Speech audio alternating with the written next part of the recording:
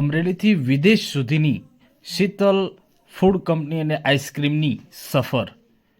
અમરેલીથી વિદેશ નિકાસ કરી રહી છે શીતલ આઈસ્ક્રીમની કંપની. અલગ અલગ પ્રોડક્ટ વિદેશના 7થી વધુ કન્ટ્રીમાં અલગ અલગ પ્રોડક્ટનું વેચાણ કરવામાં આવે છે.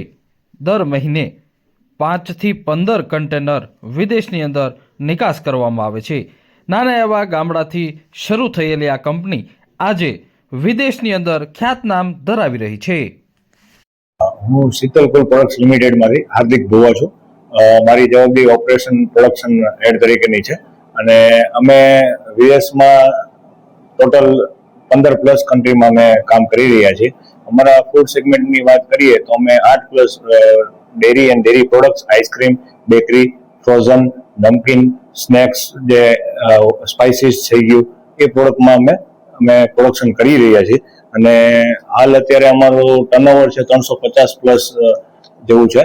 અને ગુજરાતમાં ડોમેસ્ટિકમાં અમે 6+ state, Gujarat, Rajasthan, MP, UP, Maharashtra, Punjab અને જમ્મુ, એ રીતે અમે અહીંયા ડોમેસ્ટિકમાં કામ કરી રહ્યા છીએ. અને એક્સપોર્ટમાં જોવા જઈએ તો અમે 15+ કન્ટ્રી કીધું એમાં નેપાળ, ભૂતાન, પછી સિંગાપુર છે, હોંગકોંગ છે, USA છે, ઓસ્ટ્રેલિયા છે, UAE છે, અરેબિયન કન્ટ્રી છે, કોંગો છે, એમાં આપણે કામ કરી રહ્યા છીએ હાલમાં. અને અમે મહિનામાં 5થી 10 કન્ટેનર અત્યારે એક્સપોર્ટ કરીએ છીએ. એ અમારો અત્યારે સ્ટેટસ છે. અને અમે અત્યારે 1500 થી 2000 લોકોને અમે કામ આપીએ છીએ અને 70% વુમન એમ્પાવરમેન્ટ ઉપર કામ કરી રહ્યા છીએ. અને એક્સપોર્ટ માટે અમારી પાસે BRC સર્ટિફિકેશન છે, જે દુનિયાનું ઊંચામાં ઊંચું એક્સપોર્ટ કરવા માટેનું સર્ટિફિકેટ અમે ધરાવી રહ્યા છીએ.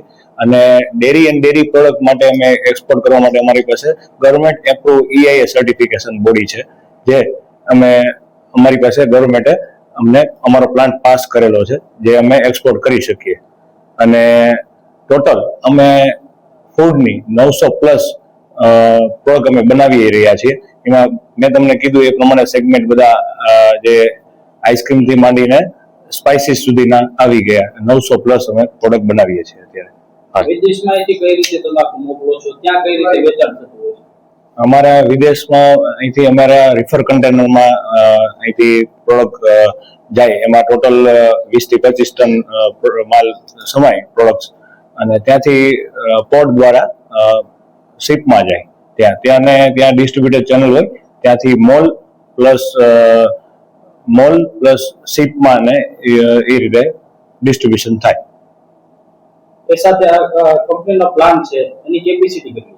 અમારી capacity 2 lakh litre plus ice cream બનાવવાની છે. 50,000 litre per day milk pouch બનાવવાની કેપેસિટી છે અને 5 ટન પનીર બનાવવાની કેપેસિટી છે પર ડે. અમારી કંપની 1987માં એસ્ટાબ્લિશ થઈ છે. એક નાના એવી શોપથી સ્ટાર્ટિંગ થયું હતું અને અત્યારે અમારું વટવૃક્ષ બની ગઈ છે, જે અમે FMCG પ્રોડક્ટ્સ બનાવીએ છીએ. અહીંયા અમરેલી જિલ્લામાં રોજગાર એક મોટો વિષય હતો અને અમે ફૂડ ઇન્ડસ્ટ્રીઝમાં અમારો એક આ શોખનો વિષય અને પ્લસ રોજગારી માટે અમે ખાસ કરીને મહિલાઓને એટલે પ્રાધાન્ય કે આજુબાજુ કોઈ બિઝનેસ અને કોઈ પણ ઉદ્યોગો નહોતા, અને 70% કર્મચારીઓમાં મારા મહિલાઓ છે, જે ખરેખર અમારા માટે મોટી વાત છે. વિદેશની અંદર આ પ્રોડક્ટ મોકલવા માટે કેવી પ્રોસેસ કરવી પડતી હોય છે, અહીંથી ત્યાં પહોંચે ત્યાં સુધી?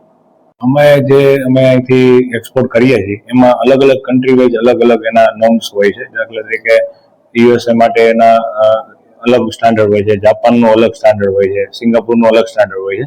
એમના નોર્મ્સ ફોલો કરી અને અમે પ્રોડક્ટ એમની બનાવતા હોઈએ છીએ, અને બધી કન્ટ્રી વાઇઝ અલગ અલગ એમની નોર્મ્સ હોય છે. વિદેશમાં શું વધારે માંગ છે? એમાં ખાસ કરીને પનીર છે, ફ્રોઝન પ્રોડક્ટ છે. ફ્રોઝન પ્રોડક્ટની અંદર આપણે જોઈએ કે નાન, રોટી, એ વધારે એક્સપોર્ટ થાય છે.